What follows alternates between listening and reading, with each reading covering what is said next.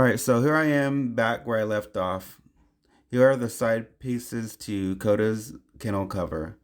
I hung them from my Betsy clamps to help prevent any warping or twisting that may have occurred. Before I assembled the aprons to complete the table base, I wanted to route some slots in the aprons to accept some Z-clip fasteners. I used Rockler's instructions that I keep saved in my phone for reference. The bit must be adjusted 7/16 of an inch away from the fence and protrude out 5/16 for the depth. There is many ways to cut the slots, but I chose to use my router with a plunge cut spiral bit and an edge guide with a piece of plywood attached for a better control. I used a scrap piece of wood to cut slots in and made adjustments until I got the right measurement. Now that the router is dialed in, I'll mark out where the slots will go. I'll put 3 on each side. The end ones are placed just to clear the pocket holes, and I decided to cut the slots to 1.5 inch in length. Here's a way to find center. Measure from the inside lines, then fold the tape measure in half, and where it bends is the center. You can get a close to accurate reading this way, and that's good enough for me. Both sides are sandwiched together to create a taller wall so my edge guide can ride up against it for better control.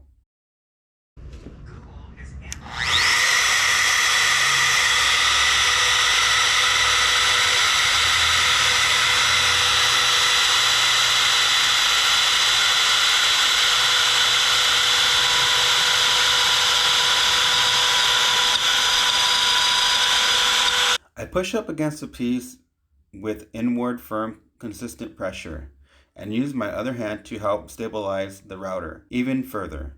When I've come to my end marking, I turn off the router and wait for it to completely stop spinning. There was a time where and was there you go. Considering cryptocurrency. Since these pieces have not been used, they are still labeled with tape. Labeling helps with any potential confusion, especially if you are deep in a project or if the project comes to a halt. Each piece is routed and sanded before it is fastened to the sides. Parallel clamps are used to help square up the piece.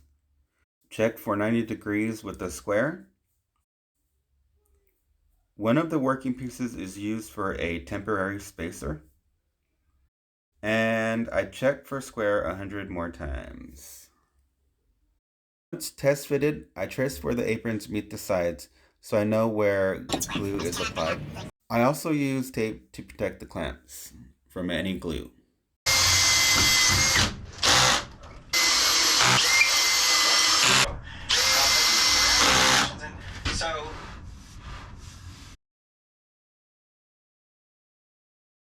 But protecting the clamps was pointless when I realized I had mixed up the screw container lids with the wrong length screws.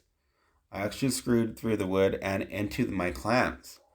I cried about it for a little bit and realized everyone makes mistakes. And I got back to business. I unscrewed the longer screw fasteners and I put the proper size in and screwed those in. All is well. Next thing to do was to make some feet. I wanted the feet to start at the beginning of the leg and end at the inside leg brace. My cutoff pieces are already the same thickness, so I can utilize those pieces to make my feet. I really should have used my shop vac to help collect sawdust. Oh well. All feet are ripped to spec. And then one end is cut for square at the miter saw.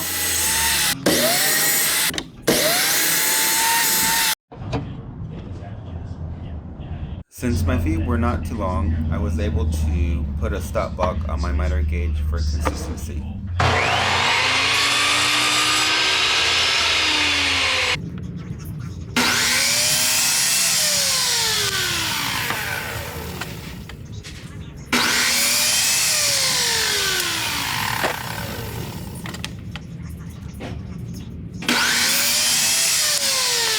Before I did a 45 chamfer, I found center on my feet. I used a scrap piece that was the same thickness to rest the router base on for more surface area and stabilization.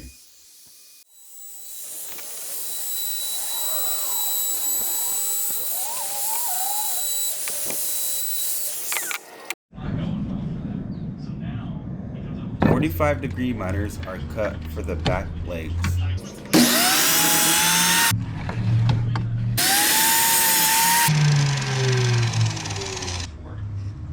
2004. Wow. So he started the company. This is my Christmas gift from my beautiful woman, Kim. Thanks, love. It's a Grizzly G7943 benchtop drill press. So I have to admit, I made several mistakes at the drill press with the feet. So I had to scrap the feet and remake them with more cutoffs. But the order and process of making the feet is in succession. So I think this is where my problem started. I did use a center punch on my center line, but it was not accurate enough. And from there, I realized I needed a backer board because I was getting tear out at the bottom.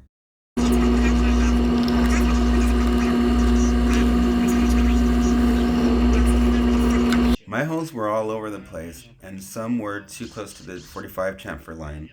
So in order to fix this, I clamped down a temporary fence that helped me with consistency where the holes would be placed, and it was more accurate. I also decreased the amount of chamfer I routed on the new feet to give me more of a surface to drill into and countersink into. I also realized I needed the X brace in the back so I can get the measurement of the back feet as well. Now to install the X brace. And presto! To make sure the feet were nice and aligned, I used 2 pieces of scrap plywood. They act like face clamps, forcing the feet to align with the bottom edge. To apply even pressure, 2 clamps are placed on each end. Since the feet already have piloted drill holes, they are used as a guide to drill pilot holes into the base bottom end. Here's a look how centered the piloted holes are when using that makeshift base clamp method.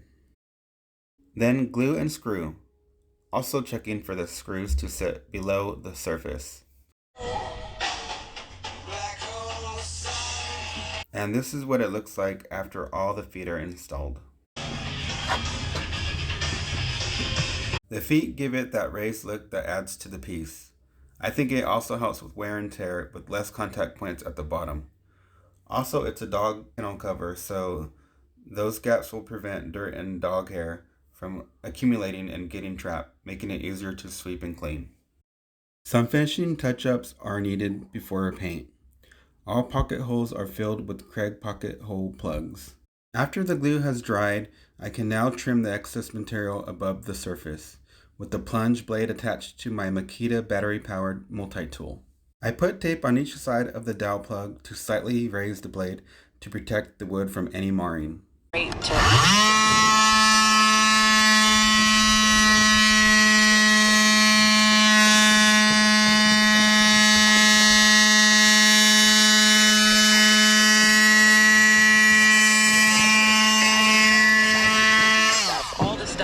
I like to use the multi-tool because it does a nice fast job of cutting the dowel, leaving a clean surface. It also allows me to adjust the blade in any position for those would-be awkward hand positionings. Wood filler for any gaps or cracks, and the piece is hit with a final sanding. A final inspection and round over is given to any needed edges. Here is the heartwood redwood I got for the top, stickered and acclimating to the shed. Hard no. Careful, stop. Yes. Be a mom of a 4-year-old. Back it up. While you're a professional fighter. Yeah. At the highest levels of the game. And here's my baby girl taking a 15-minute break from all that playing. Finally, time to paint. Kim is applying an almond gloss from Rust-Oleum. Not her first choice, but it's similar to the Krylon almond satin we use on the other dog kennel. She was having difficulty with the paint blotching in a couple of areas, but after a fine 400 grit sanding, it'll be smooth as butter. I temporarily stored the base in its intended location to make space in the shed, so I could begin working on the tabletop. At this point, the wood has been 4S, and I'm looking for any imperfections. I had one extra piece of wood, so this one with a crack on the side was removed. Also, this board has some cracking in the middle, so during the glue up it can be placed in the middle of the table and it should hold up just fine. And this knot can be on the end, so when I cut my top to its final dimension, I can eliminate it from the table end. From there, I place all the boards in the order I like.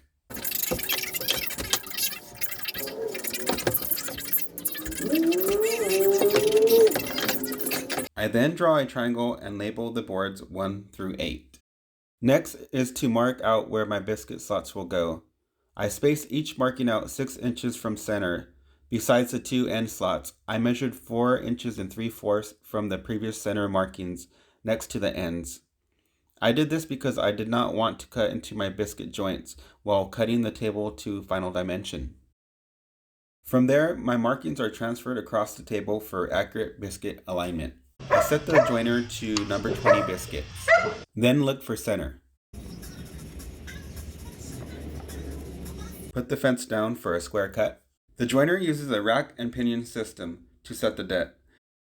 The red marking on the side helps line the blade with my center pencil line. To assure a snug, tight fit, I fully engage the motor before plunging, and do a quick plunge in and out instantly to avoid any slop in the cut. There is 2 indentations on the top vents for center. Line those up with your pencil line and you got an accurate alignment. I hold and secure the biscuit joiner by pushing down on the fence with my palm, while gripping the back edge with my fingers and pulling the biscuit joiner into the piece. This assures a more accurate tabletop alignment for glue up.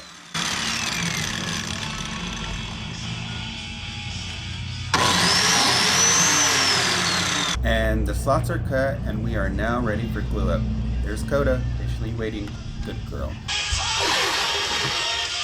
I was careful to make sure glue was spread all over the edges that were upright with biscuits in them. Before I fit the boards together, I put a line of glue on the other side just for extra assurance glue was covering every square inch of the mating joints.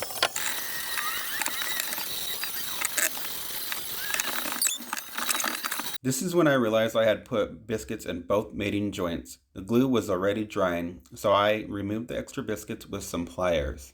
It was a bit difficult to butt the boards up against each other by hand, but the parallel clamps made easy work of tightening the joints for a seamless tabletop. There was 2 uneven alignments at one side of the tabletop. I didn't see it as a big deal as the sides would be cut-offs during final spec, but for consistency I placed 2 clamps in place anyways. I gave it the next day to unclamp and continue working on the tabletop. I used a chisel to remove any dried glue from squeeze out. Again, to assure I did not cut and expose any biscuit joinery, I placed a biscuit next to the slot center lines on each end. I then marked out some more further, accounting for the biscuit slot, since it is actually longer than the biscuit itself. My tabletop will be 27 inches and 5/16, so it clears both pencil markings on the outside with material to spare. The ends of the top are already parallel to each other, so I can use those to reference my T-square off of to get a square cut.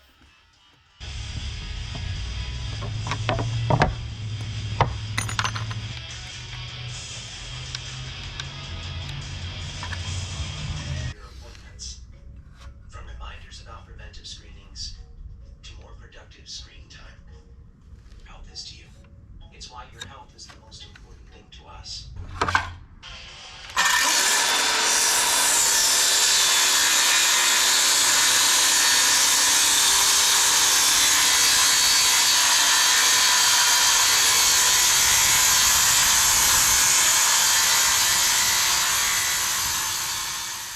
The cut started off good, but before I could support the cutoff piece, it was too late. It had broke off, causing some tear out on the underside. And to make things worse, I did not even follow through on the cut at the end. I had to go back and finish it off. Huge fail. There's the ugly tear out from my mistake. In retrospect, I should have cut the little piece off and glued it back in place. Instead, I rounded the edge over with the router and used wood filler. I'm not very happy with the results. Moving on, the other side is attended to. Measure, mark my line, cut, and learn from my mistakes. breaking the edge with a nice round over.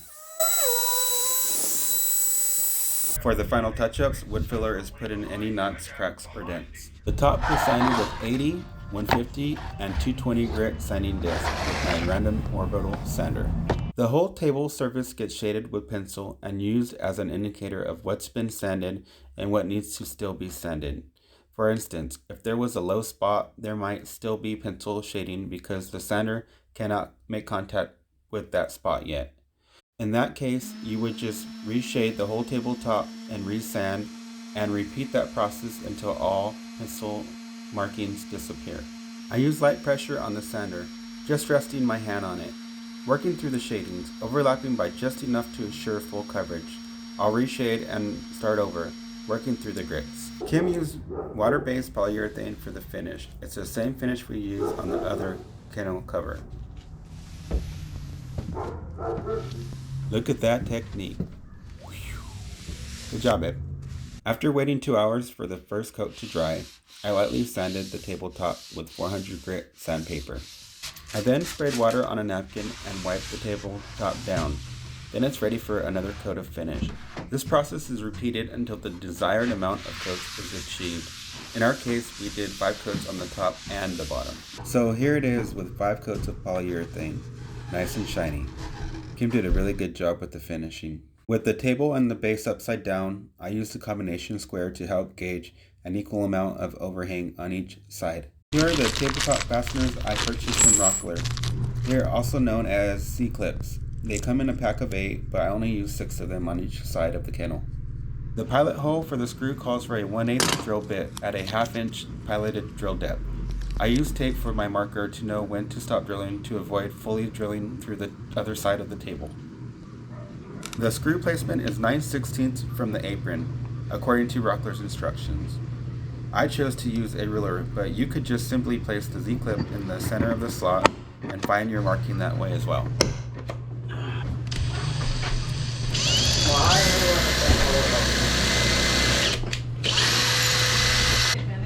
Yep.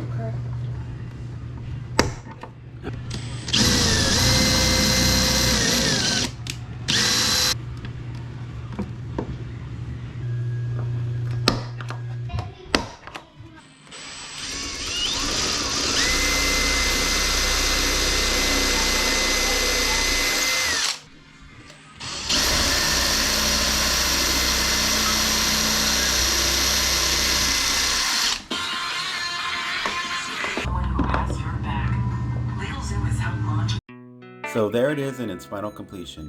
I think it came out beautifully. You can see in the background it matches our other kennel cover. There was a few mistakes along the way, but overall I am happy with it, and most importantly, Kim is happy with it. The most notable mistake was the round over on the X brace. I did not account for the overlapping joint and ended up rounding over where the X's meet up. You can see I did account for this for the back X brace, and the joinery is seamless and the X appears more aesthetically appealing.